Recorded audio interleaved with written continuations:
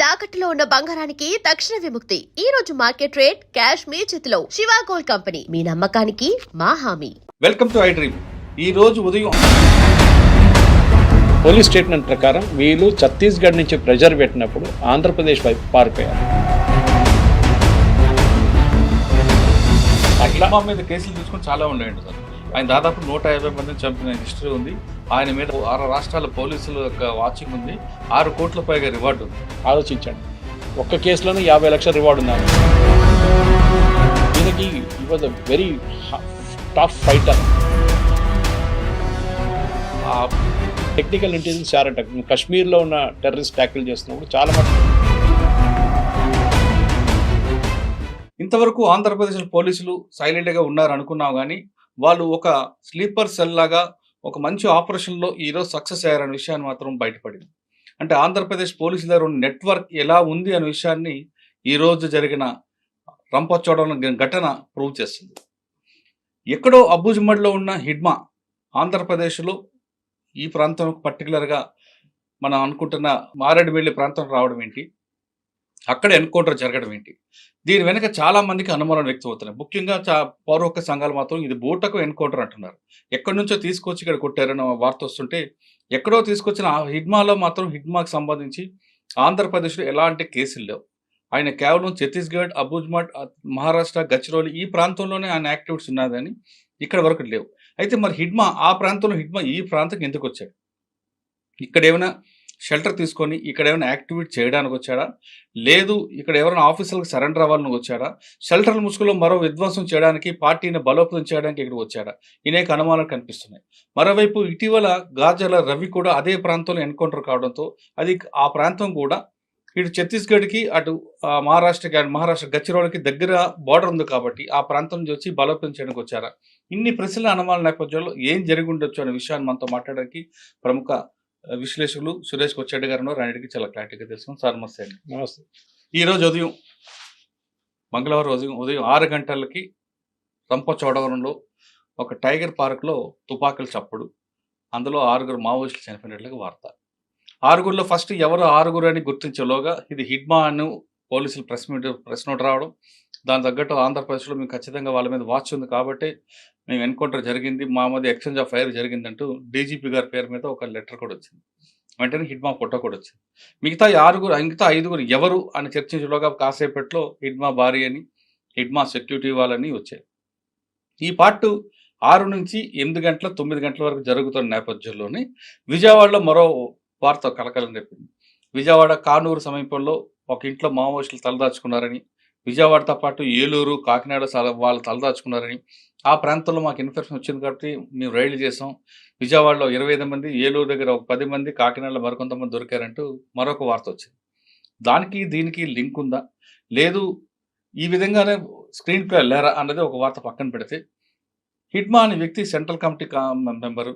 ఆయన చుట్టూ దాదాపు 3 లేయర్స్ 3 లేయర్స్ సెక్యూరిటీ ఉంటుంది.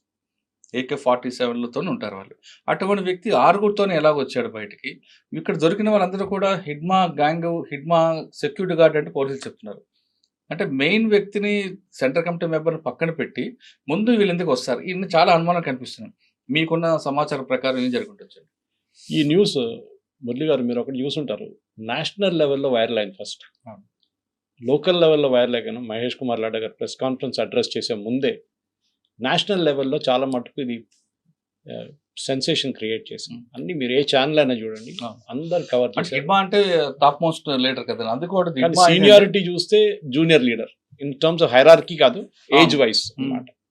ఇంకోటి ఏంటంటే నెక్స్ట్ మనం కూడా మాట్లాడాం దేనికన్నా ముందు, after all these people surrender అయిన తర్వాత చాలా మంది ఎన్కౌంటర్ చేసిన తర్వాత సీసీలు ఎంతమంది మిగిలి ఉన్నారో 12 ఉంటారో, ముందు 42 ఉంది అంటున్నారు, దాన్ని 12 అయింది అంటున్నారు. 12 ఉందో లేదో తెలియదు. ఇజ్రాయెల్ లాగా ఇది అనమాట. ఇజ్రాయెల్ చూస్తూనే ఉంటారు, హెజ్బుల్లా లీడర్ ఎవరైనా అనౌన్స్ చేయగానే వాడిని వెళ్ళి కొట్టేస్తారు. అదే హమాస్ వైపు కూడా అంతే, హమాస్ లీడర్ నెక్స్ట్ కమాండ్ ఇయడానికి కానీ వాడిని కొట్టేస్తారు మళ్ళీ. ఇది కూడా ఇట్లనే జరుగుతుందని డౌట్ ఉంది. మీరు అడిగిన ఒక ప్రశ్నకి చాలా మటుకు ఒక లాజికల్ రీజనింగ్ ఉంది దానికి. నెక్స్ట్ థ్రెట్ ఎస్పెషలీ సీసీ మెంబర్స్ని మీకు చెప్పినట్లు ఒక 3 లేయర్ సెక్యూరిటీ ఉంటుంది. అవుటర్ లేయర్ అయితే వాళ్ళు బేసిక్ గన్స్ ఉంటుంది, ఇన్నర్ లేయర్లో వాళ్ళు కొంచెం సాఫిస్టికేటెడ్ గన్ మీకు చెప్పిన AK-47 ఉండొచ్చు. 50 కూడా 30 కిలోమీటర్స్ ఉంటాయండి, ఒక్కొక్క లేయర్కి 10 కిలోమీటర్స్ గ్యాప్ ఉంటుంది. అట్లా దొరికారు. ఇప్పుడు పోలీస్ స్టేట్మెంట్ ప్రకారం వీళ్ళు ఛత్తీస్గఢ్ నుంచి ప్రెజర్ పెట్టినప్పుడు ఆంధ్రప్రదేశ్ వైపు పారిపోయారు. నా పారిపోతున్నప్పుడు ఆయన ఎందుకు పారిపోతాడు ఆంధ్రప్రదేశ్ వైపు? ఛత్తీస్గఢ్ ఇంకా లోపలికి వెళ్ళిపోతారు కదా, ఇంకా ఆంధ్రప్రదేశ్ వైపు రారు అని తెలిసి ఇక్కడ ఏముంటుంది, ఏం జరుగుతుందని వాళ్ళకి చాలా క్లియర్గా తెలుసు. ఇంకోటి అది కాదు, వాళ్ళు తెలంగాణ వైపు వెళ్ళడానికి ట్రై చేస్తున్నారు. తెలంగాణ చాలా దూరం అక్కడి నుంచి. తెలంగాణ వైపు రావడం అంటే అట్లీస్ట్ మీరు 300 కిలోమీటర్ 300 కిలోమీటర్ ట్రావెల్ చేయాల్సింది. అడవి అంటే తెలంగాణకి దీనికి ఒక 50 కిలోమీటర్ డిస్టెన్స్ అండి. ఇప్పుడు ఆయన ఉన్న అబుజ్మండ్ నేషనల్ పార్క్ దగ్గర నుండి ఇప్పుడు మన మారేడుమిల్లి రావడానికి 320 కిలోమీటర్లు అనిపిస్తుంది. కనిపిస్తుంది. అది తెలంగాణకి రావాలంటే కర్రిగుట్టలు, భద్రాచలం, వెంకటాపురం, చెర్ల ఇటువైపు రావాలంటే మరొక 50 కిలోమీటర్ ఎక్కువ అవుతుంది. ఎక్కువ అంటే అక్కడ నుండి ఇటు రావడానికి కర్రిగుట్టల వైపు అంటే తెలంగాణ పోలీసులు ఫేస్ చేస్తున్నారు కాబట్టి, ఎదురొస్తున్నారు కాబట్టి ఇక్కడ గతంలో ఈ ప్రాంతం అంతా కూడా బాగా పట్టున్న ఏరియా, ప్లస్ కొంత లోకల్గా వాళ్ళకి సింపజర్ ఎక్కువ ఉన్నారు. అక్కడ మెయిన్ ఇండి స్టేట్ కమిటీ మెంబరు అక్కడ సురేష్ అని ఒక ఆయన ఉంటారండి. అలియాస్ ఆయన పేరు వేరే ఉంది, చెప్తా మీకు. ఆయన యాక్టివిటీ ఎక్కువ ఉంది. ఒక 20 అంటే కలిమెల, బలిమెల ఆ ప్రాంతం అంతా కూడా ఆయన ఎక్కువగా చూపిస్తున్నాడు కాబట్టి ఆయన సపోర్ట్ ఇస్తాడనే ఉద్దేశం ద్వారా వచ్చానే ఉండవచ్చు. లేదు ఇక్కడ షెల్టర్ తీసుకొని ఆంధ్రప్రదేశ్లో ఎలాగ మూవ్మెంట్ పూర్తిగా డ్రాప్ అయింది కాబట్టి ఆంధ్రప్రదేశ్లో మూవ్మెంట్ మరొకసారి బలోపేతం చేయడానికి ఏమైనా యాక్టివేట్ చేయడానికి రాఉండొచ్చు. ఈ రెండింటిలో ఏదైనా కావచ్చు. కానీ మీరు అన్నట్లుగా అక్కడ నుండి ఇక్కడికి వచ్చి ఇక్కడ యాక్టివేట్ చేయడానిక, లేదు మరొక చేయడానిక, ఇన్ని కిలోమీటర్లు ప్రయాణం చేయడానికి వెనక కారణం ఏమి ఉండొచ్చు?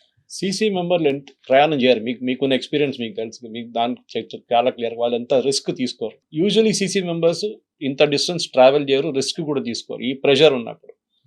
ఎస్పెషలీ ఈయన మీద నెక్స్ట్ లెవెల్ లీడర్షిప్ పీసీ, ఇప్పుడు అందరు సీనియర్ లీడర్స్ అందరు పోయారని చెప్పి ఇంకా నెక్స్ట్ హెడ్ ఎవరు ఉంటారో అని చెప్పి డౌట్ మనం కూడా మాట్లాడుకున్నాం.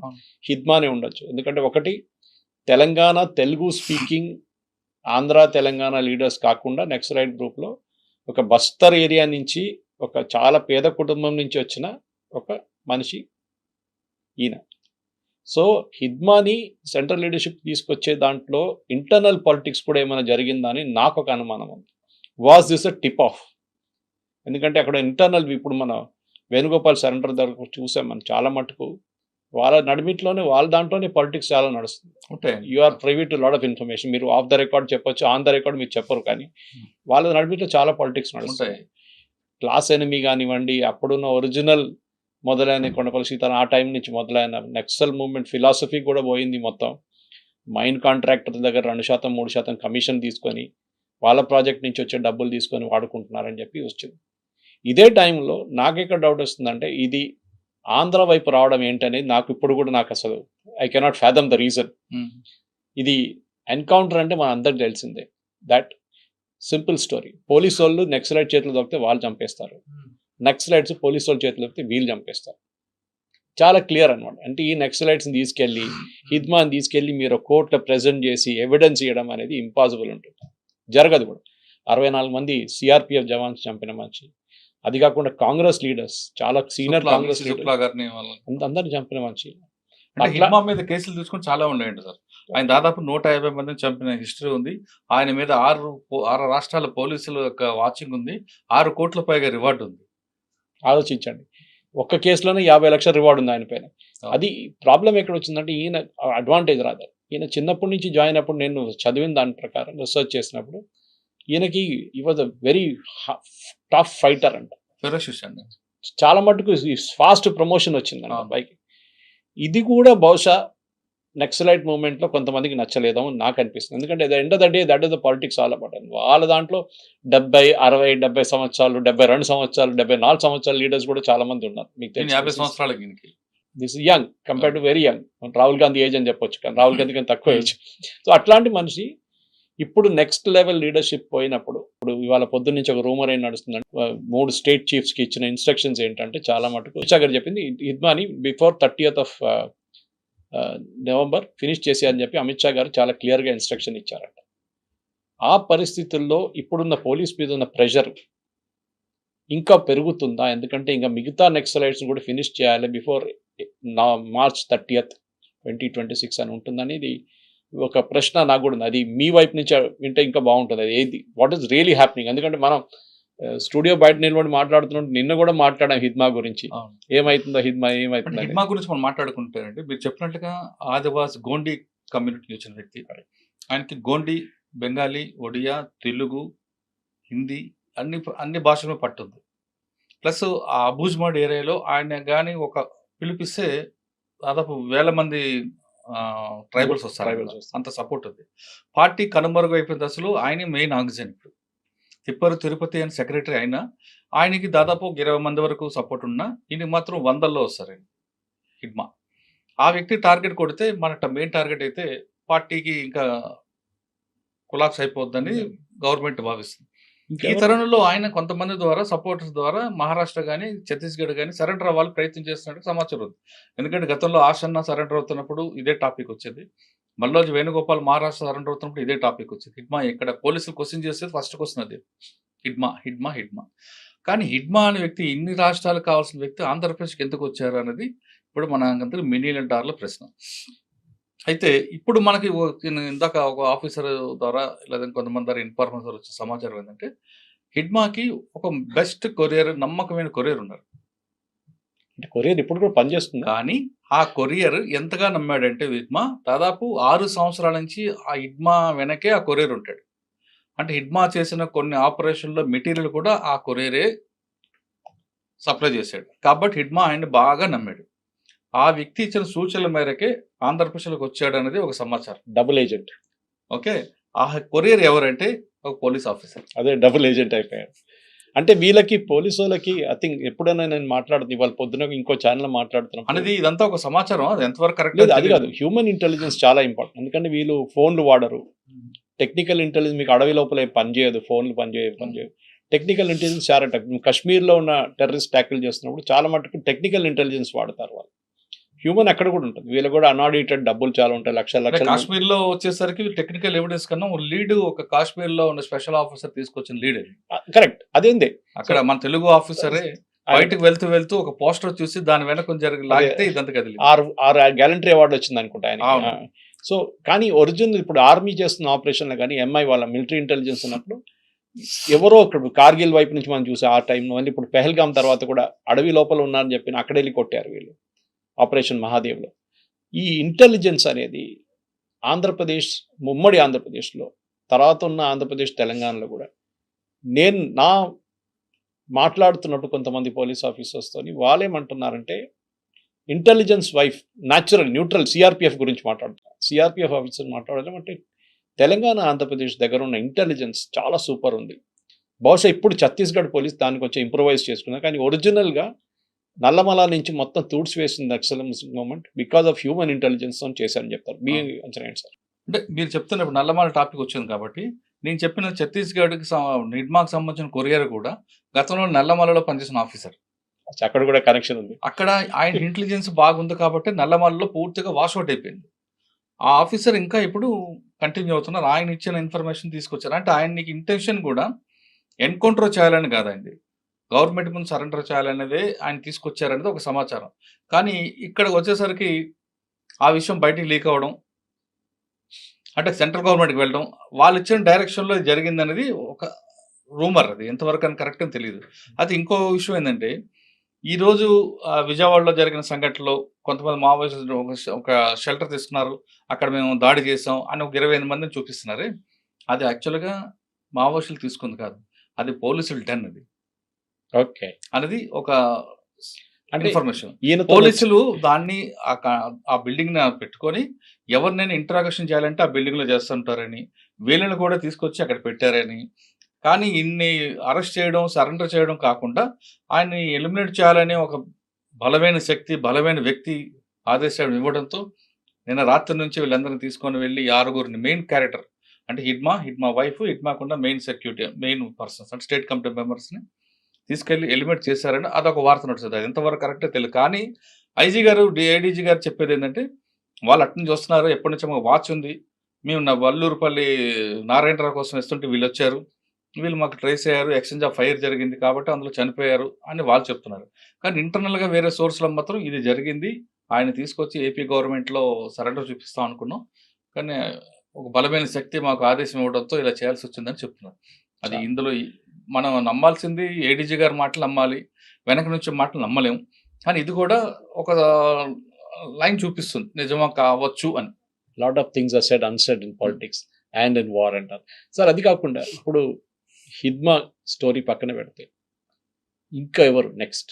ఎందుకంటే ఇప్పుడు అదే నేను ఇజ్రాయెల్ పాలసీ చెప్పాను చూడండి, నెక్స్ట్ లీడర్షిప్ లెవెల్లో ఎవరు ఉన్నారు? ఇంకా ఇప్పుడు ప్రస్తుతం అయితే ఏపీలో తీసుకుంటే ఇందాక చెప్పినట్లు నారాయణరావు అలియాస్ సురేష్ గారు, ఆ తర్వాత టెక్ క్రాంతి అని కూడా ఇద్దరు కూడా యాక్సెస్ ఉన్నారు, బాగానే అగ్రెసివ్గా ఉంటారు. వాళ్ళు కలిమల బలిమల ఆ ప్రాంతం తిరుగుతున్నారు. ఇక్కడ తెలంగాణ వైపు తీసుకుంటే బడే చొక్కారావు, ఆ తర్వాత కొయ్యూడు సాంబడు శివుడు, ఆ శివుడు కదా ఇంకో సాంబడు, తర్వాత ఆజాద్, బడే చొక్కారు, తర్వాత దామోదర్, వీళ్ళు ఒక మూమెంట్ ఉంది. ఇంకా లోపల తీసుకుంటే మల్లా రాజిరెడ్డి గారు, ఆయన తెలంగాణ వ్యక్తి. అదే విధంగా తిరుపతి వ్యక్తులు కూడా వచ్చారంటున్నారు, అది కాదు నమ్మను. తిరుపతి సంబంధించిన సెక్యూరిటీ కూడా విజయవాడ వచ్చారంటున్నారు. వాళ్ళు ఎప్పుడు అలా రారు, వాళ్ళు ఏమైనా స్పెషల్ పార్టీ కాదు ఇక్కడికి వచ్చే ముందు చెక్ చేయడానికి. వాళ్ళకున్న టార్గెట్ ఎవరో వాళ్ళ చుట్టే తిరుగుతుంది తప్ప వాళ్ళు ముందుకు రారు. ఆయన ఒకరు ఉన్నారు, ఆయనతో పాటు మల్లా రాజారెడ్డి గారు ఉన్నారు. తర్వాత మెయిన్ ముప్పాల లక్ష్మణరావు అలియాస్ గణపతి ఎక్కడున్నారు? ఆయన నేపాల్ బార్డర్లు ఉన్నారు. అది మన ప్రచండ ప్రధానమంత్రిగా ఉన్నప్పుడు. అంటే వీళ్ళందరూ మన దగ్గర నుంచి వెళ్ళిన తెలుగు పీపుల్ అందరూ లీడర్స్ కూడా హెల్త్ ఇష్యూస్ ఉన్నాయండి. మెయిన్ అది వీళ్ళు బయటికి రావడానికి కూడా. రామకృష్ణ గారు ఎక్కడున్నారు? రామకృష్ణ చనిపోయారు కదా, ఆయన ఫినిష్డ్, చనిపోయారు. ఆయన అక్కడే జగదల్పూర్ ఇలా చనిపోయారు. వీళ్ళందరికీ మోకాళ్ళ నొప్పులు, కిడ్నీలో స్టోన్స్, కళ్ళు కనబడపోవడం, ఇటువంటి వ్యాధులతో ఉన్నారు. ఇటీవల ఒక ఇంటర్వ్యూ చేసాం ఒక అబ్బాయికి, కుర్రాడే 50 సంవత్సరాలు ఉంటాయి, ఆయనకి కన్ను కనపడు. చిన్నప్పుడు 10 సంవత్సరాలు లోపలికి వెళ్ళిపోయాడు ఆయన. చందర్ అని ముగ్గురిచెల రాజు, ఆయన కన్ను కనబడదు. వాళ్ళ వైఫ్ అందులో పెళ్లి చేసుకున్నాడు. ఆమె జంతన్ సర్కార్కి మెయిన్ లీడర్, ఆవిడకి పాపం లివర్ ప్రాబ్లం. డాక్టర్ ని కూడా ట్రేస్ చేసుకుంటారు పోలీసులు, ఎవరు ట్రీట్ చేస్తున్నారు వీళ్ళు అంటే వాళ్ళకు మెయిన్ స్పెషలిస్ట్ దగ్గర రాలేరు, ఎవరు ఆర్ఎఫ్పి డాక్టర్కి వెళ్తారు. వాళ్ళు ఏదో మందులు ఇస్తారు, ఆ మందులు తీసుకుంటారు, దానివల్ల ఎక్కువ సైడ్ ఎఫెక్ట్స్ అవుతాయి తప్ప వీళ్ళకి పర్మనెంట్ సొల్యూషన్ దొరకదు. ఎందుకంటే మైదాన ప్రాంతంలో రావాలి, డాక్టర్ దగ్గరికి వెళ్ళాలి, పోలీసులు నిఘా ఉంటుంది. అందుకు ఆ సరౌండింగ్లో ఎవరు ఉన్నారో ఆర్ఎంపీ డాక్టర్ దగ్గరికి వెళ్తారు, లేదా ఎవరి ద్వారా మెసేజ్ తెప్పించుకుంటారు. కానీ డాక్టర్ అనే వ్యక్తి చూడాలి, చూసిన తర్వాత ట్రీట్మెంట్ ఇస్తేనే దానికి ఒక సొల్యూషన్ ఉంటుంది. దండకారణ్య బెల్ట్ లో ఇప్పుడు ఎక్కడ మిగిలింది? Bihar is out. బీహార్లో కూడా మొన్న గతంలో 6-8 సీట్లు గెలిచారు సిపిఐ. ఈసారి అది కూడా లేదు. ఇంకా జార్ఖండ్లో ఉన్న గ్యాంగ్ కూడా, మావోయిస్ట్ పార్టీస్ కూడా వాళ్ళు ఎక్స్టార్షనల్ గ్యాంగ్ గా మారిపోయారు.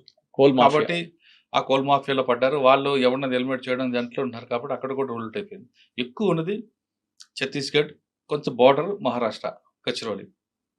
మహారాష్ట్ర పోలీసులు ఎన్కౌంటర్ ఎక్కువగా ప్రయారిటీ ఇవ్వట్లేదు. వాళ్ళు ఖచ్చితంగా సరెండర్, వాళ్ళకి కావాల్సిన. మహారాష్ట్ర గచ్చిరోలిలో ఇంకొక గొప్పతనం ఉందండి, సరెండర్ అయిన వాళ్ళందరూ కూడా కాలనీ కట్టించారు. నేను చూసా గచ్చిరోలిలో 150 ఇల్లు, ఒక మంది ఇందిరమ్మ ఇల్లు లాగా ఉంటాయి, ఇండిపెండెంట్ హౌస్లు. వాళ్ళందరికీ జాబ్లు ఇచ్చారు, ఇల్లు ఇచ్చారు. అంటే మిగతా వాళ్ళు కూడా ఒక సరెండర్ కాలనీ దాని పేరు పెట్టారు. ఇక్కడ మందరు లేదు, కానీ గచ్చిరోలిలో ఉంది. అదేవిధంగా మీరు ఛత్తీస్గఢ్ తీసుకోండి, జగదల్పూర్, బస్తర్, కాంకేర్, ఈ ప్రాంతంలో కూడా ఎన్కౌంటర్లకు ప్రయారిటీ ఇవ్వట్లేదు, వాళ్ళు కూడా సరెండర్ చూపిస్తున్నారు. ఒకప్పుడు 2016లో ఛత్తీస్గఢ్లో ఎన్కౌంటర్లే ప్రయారిటీ ఉండేది, కానీ ఇప్పుడు తగ్గిపోయి సరెండర్కి ఎక్కువ ఇస్తున్నాం. మన ఆసన తీసుకోవచ్చు. అంటే ఆ ప్రాంతంలో కూడా ఛత్తీస్గఢ్, కాంకేర్, తర్వాత ఇంకొన్ని 2-3 జిల్లా, గజియాబాద్, గరియాబాద్, పక్కన ఒడిశాకు సంబంధించిన నౌపడ అనే విలేజ్ ఉంటుంది. ఈ ప్రాంతంలో ఉన్న ఆఫీసర్లు అందరూ కూడా యంగ్ ఐపీఎస్ ఉన్నారు, అందరూ కూడా తెలుగు వాళ్ళే. వాళ్ళు ఏం చేస్తున్నారంటే సరెండర్ ఎన్ని రకాలు చేయాలో, మీకు ఇన్ఫర్మేట్ అంటే చాలు వెచ్చలు డబ్బులు ఇస్తున్నారు. వాళ్ళకున్న టెక్నాలజీ వేరేగా ఉంది. దాంతో ఇప్పుడు మీకు గతంలో నౌపడ తీసుకోండి, అక్కడ రాఘవేందర్ అనే ఒక ఐపీఎస్ ఆఫీసర్ ఉంటుంది, తెలుగు ఆయన, ఎక్సలెంట్ వర్క్ చేశాడు ఆయన. తర్వాత పక్కనే కాంకేర్ ఉంటుంది, కాంకేర్లో ఒక ఆఫీసర్ ఉన్నారు, తెలుగు ఆఫీసరే, అని పేరు మర్చిపోతున్నా, ఆయన కూడా ఎక్సలెంట్ వర్క్. ఇంకా కాంకేర్కి జగదల్పూర్కి మధ్యలో ఒక ఆఫీసర్ ఉంటారు, ఆయన అక్షయ్ అని ఆయన ఉండేవారు, ఇప్పుడు డీసీపీ రాయ్పూర్. ఆయన ఎక్స్ట్రానిటీ వర్క్ చేశాడు. అన్నిటికన్నా ఇంపార్టెంట్, ఇప్పుడు మొన్న రాషన్న దొరికిపోయిన టాస్క్లో ఒక స్మృతి రాజనాల్ అని వరంగల్ కుర్రాడు ఉంటాడు, ఐపీఎస్ ఆఫీసర్, జగదల్పూర్కి టాస్క్. ఆయన ఇచ్చిన దీంతోనే 200 మంది విత్ వెపన్స్ వచ్చారు. మోటివేట్ చేసి అంతా చేశాడు ఆయన ఎన్కౌంటర్లు ప్రోత్సహించాడు ఆయన. అంటే వీళ్ళందరూ ఆఫీసర్లు ఏమవుతున్నారంటే వాళ్ళు మన మనుషులే. అంటే ఇక్కడ 2 కోణాలు కనిపిస్తుంటాయండి, హ్యూమన్ యాంగిల్ అది. అంటే నక్సల్స్ మూవ్మెంట్ అనేది లా అండ్ ఆర్డర్ ఇష్యూవా, సోషియో ఎకనామిక్ ప్రాబ్లమా అనేది చర్చ వచ్చింది వాళ్ళలో. వీళ్ళు సోషియో ఎకనామిక్ ప్రాబ్లం అని గుర్తించారు, లా అండ్ ఆర్డర్ ఇష్యూ కాదని. ఇది ఫెయిల్ అవుతేనే, ఇది ఓవర్కమ్ అయితేనే లా అండ్ ఆర్డర్ అవుతుంది. కాబట్టి అసలు ముందు రూట్స్లోనే మనం కట్ చేద్దాం అనుకుంటే వీళ్ళు ఏం చేస్తున్నారంటే విలేజ్లకు వెళ్ళడం, వాళ్ళతో రెగ్యులర్గా కాంటాక్ట్ అవ్వడం, వాళ్ళతో మాట్లాడడం, యూత్ అందరికి జాబ్లు ఇప్పించడం, అడవే కాదల ప్రపంచం అనే వాళ్ళ సిటీలకు తీసుకురావడం, బాంబే, జగదల్పూర్ ఇవి తీసుకెళ్ళి వాళ్ళకి కూర్చోపెట్టి 2 రోజులు చూపించడం, ఇది ప్రపంచం అని ఇలాగ మోటివేట్ చేసిన వల్ల యూత్ కూడా అటు వెళ్ళడం మానేసింది. బాగా తగ్గిపోయారు. కొంతమంది ఉన్నారు, కానీ వాటిని కూడా కంట్రోల్ చేస్తున్నారు. ఈ విధంగా చేపట్టి వాళ్ళలో కూడా ఆసన లాంటి వాళ్ళు కానీ, మల్లోజు వేణుగోపాల్ గారు కానీ వీళ్ళందరూ రాక స్టార్ట్ చేశారు. దీనికి అక్కడ ఛత్తీస్గఢ్ గవర్నమెంట్ అవ్వచ్చు, మహారాష్ట్ర గవర్నమెంట్ అవ్వచ్చు, సెంట్రల్ గవర్నమెంట్ అవ్వచ్చు, అంటే 3 రకాల వేస్ తీసుకున్నారండి. 3 నెంబర్ 1 మీరు ట్రాఫిక్లో ఉంటుంది EEE అని, ఎడ్యుకేషన్, ఎన్ఫోర్స్మెంట్, లాస్ట్లో ఇంజనీరింగ్. ఓకే, లాస్ట్లో ఎన్ఫోర్స్మెంట్ ఉంటుంది. అలా ఇక్కడ కూడా ఏం చేస్తున్నారు వీళ్ళు, ముందు వాళ్ళందరూ తీయడం, కలవడం, ఇంటరాక్ట్ అవ్వడం. నెంబర్ 2 వాళ్ళకి ఉద్యోగాలు ఇవ్వడం, ఆ డెవలప్మెంట్ చూపించడం. నెంబర్ 3 అప్పుడు ఎన్కౌంటర్కి వెళ్తున్నారు. ఈ 3 స్టేట్లు. మల్లోజీ వేణుగోపాల్ గారిని బ్రాండ్ అంబాసిడర్ చేశారు. బ్రాండ్ అంబాసిడర్ అదొక చర్చ వస్తుంది. ఇదే మల్లోజు వేణుగోపాల్ గారు ఇప్పుడు ఆ పనిచేస్తున్న ఛత్తీస్గఢ్ ఏరియాల గతంలో జల్ జంగల్ జమీన్ అదే క్యాంపెయిన్ ఉండేవాళ్ళు. వాళ్ళ క్యాంపెయిన్ దానికోసం మహారాష్ట్రలో లాయిడ్ కంపెనీ ఉంటుంది, మైనింగ్ కంపెనీ. వాళ్ళదే బ్రాండ్ అంబాసిడర్ అనమాట. దానికి వాళ్ళు ఇచ్చారు. ఆ కంపెనీ మీద యాంటీగా పనిచేశాడు ఈయన. ఇప్పుడు వాళ్ళు ఏం చేశారంటే మా బ్రాండ్ అంబాసిడర్ అని అంటున్నారు, ఆఫర్ ఇచ్చారంటే ఆయన యాక్సెప్ట్ చేస్తాడా లేదా అనేది ఆయన ఇష్టం అనుకోండి. కానీ మావోయిస్ట్ పార్టీ మాత్రం ఖచ్చితంగా ఒకవేళ ఈయన యాక్సెప్ట్ చేస్తే వాళ్ళు చాలా గురుగా ఉంటారు.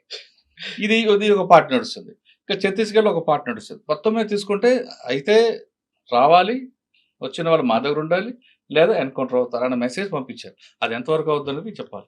తెలంగాణలో గ్రే హౌండ్స్ చాలా టార్గెట్ ప్రాక్టీస్ ఏమి దొరకట్లేదు అనుకుంటాను. తెలంగాణ గ్రే హౌండ్స్ అని కానండి, ఆంధ్రప్రదేశ్ గ్రే హౌండ్స్ అని కానండి, వాళ్ళు రెగ్యులర్గా ప్రాక్టీస్ ఉంటుందండి.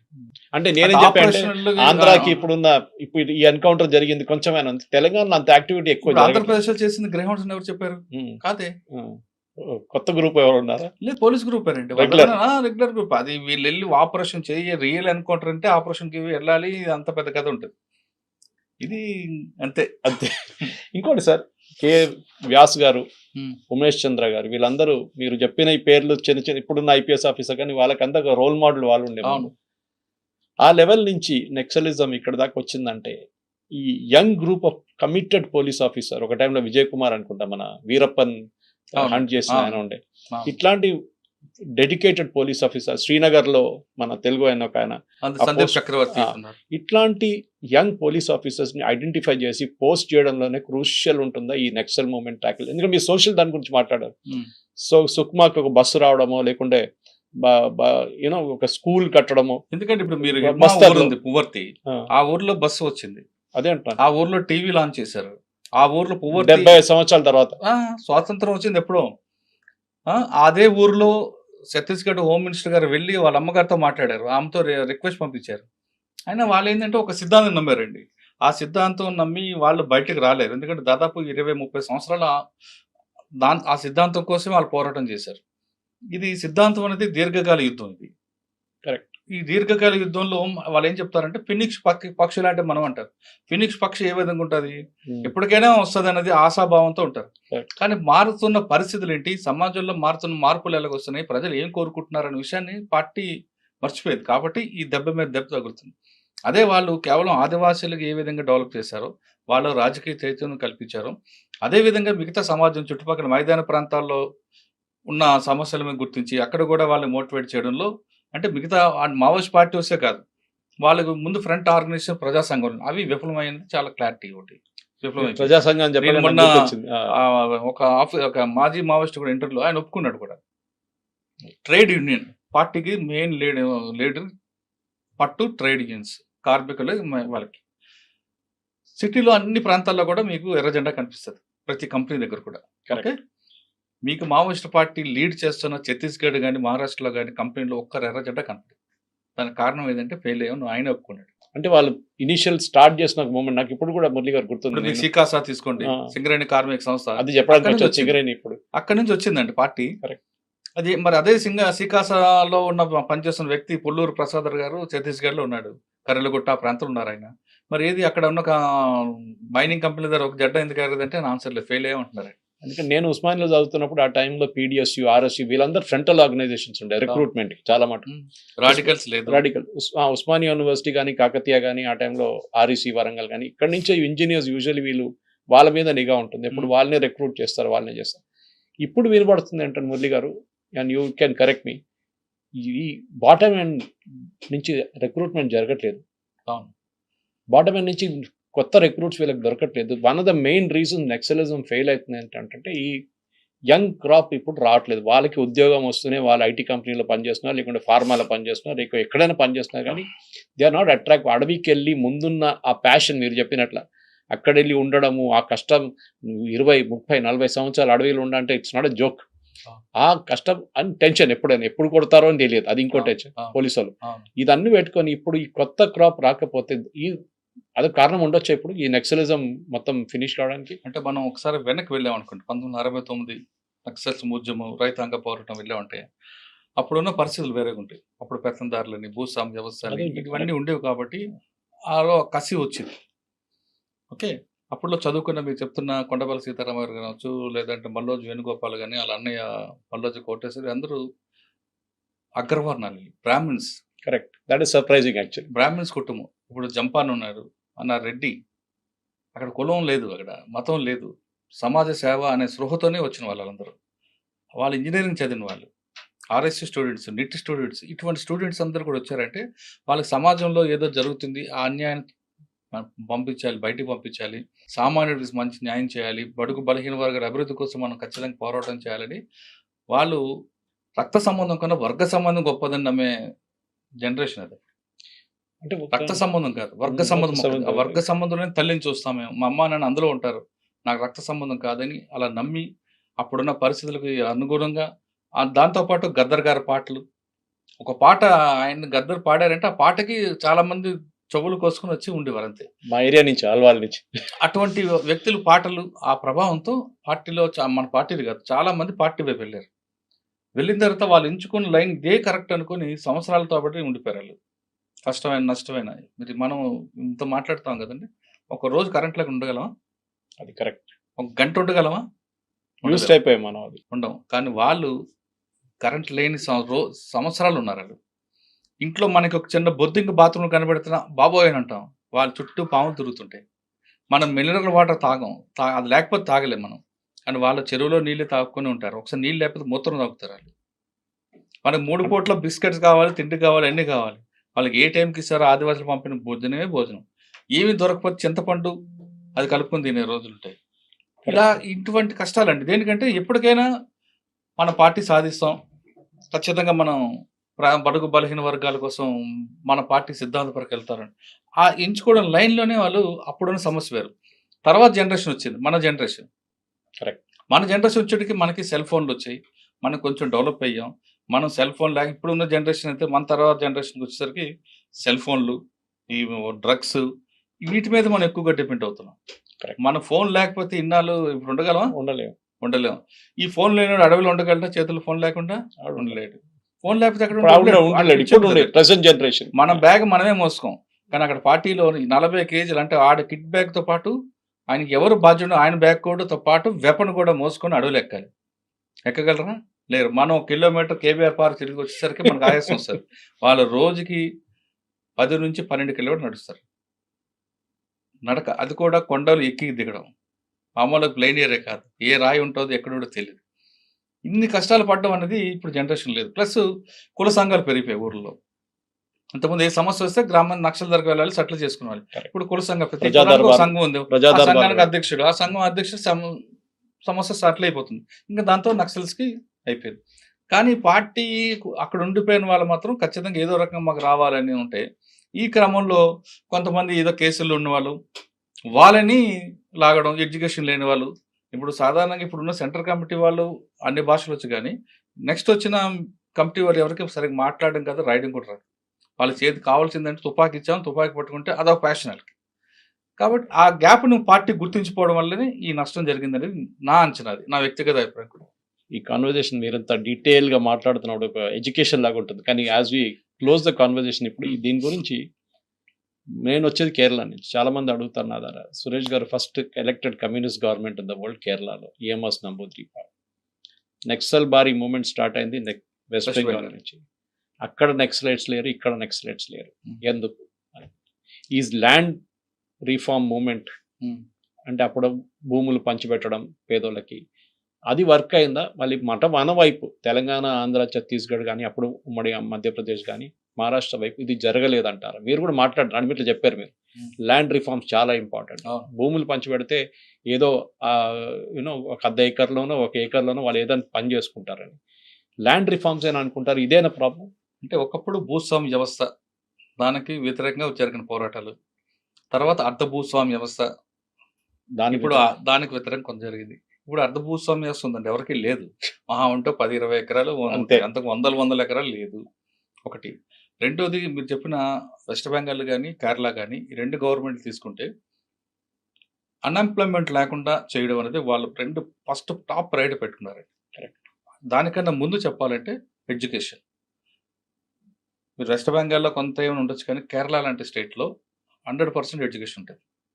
కరెక్ట్. మీరు నేను చెప్పక్కర్లేదు, కానీ కేరళలో రిక్షా వాళ్ళు కూడా, కూలీ కూడా ఇంగ్లీష్ పేపర్ చదువుతాడు. మీరు కూలీతో ఆపి మాట్లాడితే ఇజ్రాయెల్ వార్ ఎందుకు జరుగుతుంది, రష్యాలో రేట్ ఎందుకు జరుగుతుంది, మా ఊర్లో జరుగుతుంది, మా ఊర్లో డిస్కషన్ మాట్లాడతారు. ఇవన్నీ మాట్లాడతారు, మా ఊర్లో టీ షాప్ లో జరుగుతుంది. ఇవన్నీ డిస్కస్, వాళ్ళు ప్రపంచంలో ఏం జరుగుతున్న విషయం కూడా మాట్లాడతారు. ఎందుకంటే అంత ఎడ్యుకేటెడ్ అయ్యారు, వాళ్ళకి అంత నాలెడ్జ్ ఉంది. ఆ గవర్నమెంట్ కూడా అలా వాళ్ళకి ప్రయారిటీ ఇచ్చుకొచ్చింది. కాబట్టి ఇంకా అక్కడ కమ్యూనిస్ట్ అనేది కనిపిస్తుంది ఉంటుంది. ఇక్కడ నక్సల్స్ మూవ్మెంట్ కనిపిస్తుంది. కేరళలో ఎందుకు ఫెయిల్ అయింది నక్సల్స్? మీకు కోజికడ్డు లేదంటే ఆ ప్రాంతంలో వచ్చింది, అంతే. యాంటీ నక్సల్ స్క్వాడ్ పెట్టారు, థండర్ బోల్ట్ పెట్టారు. మళ్ళీ రాజరెడ్డి గారు అక్కడికి వెళ్ళి ఉన్నారు కొంతకాలం, అక్కడ పార్టీని డెవలప్ చేస్తామని. ఎందుకు ఉండలేపాడు? ఆయన బెయిల్ వచ్చింది. బెయిల్ రాగానే ఇక్కడ నుంచి ఛత్తీస్గఢ్ నుంచి మైనింగ్ కంపెనీ వాడు హెలికాప్టర్లు తీసుకుని వచ్చారు ఆయనకి. అది కూడా జరిగింది. అదే మీరు వెస్ట్ బెంగాల్ తీసుకోండి. వెస్ట్ బెంగాల్లో ఎందుకు ఫెయిల్ అయింది అంటే మిడ్నాపూర్, మల్లోదర్, కోటేశ్వర ఉన్నంత వరకే అది ఉంది, కొంతవరకు ఉంది మిడ్నాపూర్, వెస్ట్ మిడ్నాపూర్. తర్వాత ఏమైంది, ఎందుకు అయింది అంటే అప్పుడు పార్టీ దానికి మమతా బెనర్జీ వారు వీళ్ళందరూ కూడా దానికి సపోర్ట్ చేయడం, దానికి యాంటీకి రావడంతో అక్కడ పార్టీ అయిపోయింది. ఇక్కడేమో కేరళ అయిపోయింది. ఈ విధంగా పార్టీ గవర్నమెంట్ తీసుకున్న నిర్ణయాల వల్లే పార్టీకి నష్టం జరుగుతుంది. ఎక్కడైతే గవర్నమెంట్ మనం ఫెయిల్ అవుతాం, మనం ప్రయారిటీ చూసుకుంటాం, మనకు ఇంపార్టెంట్ ఏ చూసుకుంటాం, అక్కడ నష్టాలు జరుగుతాయి. మీరు కేరళలో ఒక సీఎంని కలవాలంటే ఆటో డ్రైవర్ కూడా వెళ్తాడు, అపాయింట్మెంట్ అవుతుంది. మన దగ్గర కలవనవుతుందా? సీఎం కాదు కదా, ఎమ్మెల్యే దగ్గర కూడా పోలేదు. అది కరెక్ట్. అది చెప్పిన అదొకటే కాదండి, చాలా విషయాలు తీసుకుంటే కేరళ అనేది ఒక డీజీపీ తీసుకోండి, డీజీపీకి గన్ మ్యాన్లో 1-2 ఉంటారు అంతే. మన దగ్గర రిటైర్డ్ ఆఫీసర్ కూడా చుట్టూ 12 మంది ఉంటారు. అంటే ఎంత మ్యాన్ పవర్ వేస్ట్ అవుతుంది. ఆయన చూసి ఇంకొకరు, ఆయన చూసి ఇంకొకరు, ఇలా తయారవడంలో ఇవన్నీ కూడా సమాజమే చూపిస్తుంది. దాని ఇంపాక్టే ఇప్పుడు అర్బన్ నక్సల్స్ దాని మీద వస్తుంది. Thank you very much Murali గారు. ఇంకా ఈ డిస్కషన్ ఎప్పుడు ఆగదు, ఎందుకంటే మనం ఈ రోజు మాట్లాడాము, రేపు పొద్దున ఏం జరుగుతుందో తెలియదు, రేపు పొద్దున ఏ ఎన్కౌంటర్ నడుస్తుందో తెలియదు. ఇంకా నాకు తెలిసి అయితే ఎన్కౌంటర్లు ఉండకపోవచ్చు అండి, మ్యాక్సిమం ఉండకపోవచ్చు. ఇంకా అందరినీ సరెండర్ చేసే దీంట్లో ఉంటారు. హిడ్మా అనేది ఏంటంటే మెయిన్ టార్గెట్, ఎందుకంటే 76 మంది పోలీసులు చంపాడు, ఆ కోపం ఉంది కాబట్టి ఉండొచ్చు. కానీ మిగతా అందరి మీద ఇప్పుడు తిరుపతి ఉన్నారు, ఆయన మీద పెద్దగా ఉండవు. మల్లా రాజరెడ్డి గారు ఏజ్డ్ పర్సన్, ముప్పాల గణపతి గారు ఆయన ఏజ్డ్ పర్సన్, ఇంకా బడే చొక్కారావు లేదా ఆజాద్, వీళ్ళు కూడా సరెండర్ అయిపోతారు ములుగు ఎస్పీ గారు అని ఒక ఇన్ఫర్మేషన్ ఉంది. సో మార్చ్ 30 దాకా వెళ్ళదు, దానికన్నా ముందు మార్చ్ వరకు కాదని ఇంకా బిఫోర్ వాళ్ళ టార్గెట్ కూడా మార్చ్ 26 ఇయర్ 26 అనేది పెట్టుకున్నారు. Thank you very much Murali garu, thank you very much. And for more videos, please subscribe to iDream. Please subscribe to iDream. Please subscribe iDream. And please subscribe to iDream. For more videos, subscribe to iDream. please like, share and subscribe to the channel. Congratulations, iDream. Subscribe to iDream. Subscribe to iDream. So subscribe to iDream Media. iDream ki iDream team andarki huge congratulations. Please subscribe iDream Media. Please subscribe to iDream. Subscribe iDream. Please subscribe to iDream. iDream అంటే నా కళల channel subscribe చేసుకున్న నోరు తిరుగుతలేదు, మీరైతే గంట గుర్తు కొట్టండి. For more such videos, please subscribe to iDream. Subscribe to iDream. Please subscribe to iDream. Please subscribe iDream Media. Please do subscribe to iDream. Please subscribe to iDream Media. For best entertainment and information, please subscribe iDream. And don't forget to subscribe to iDream.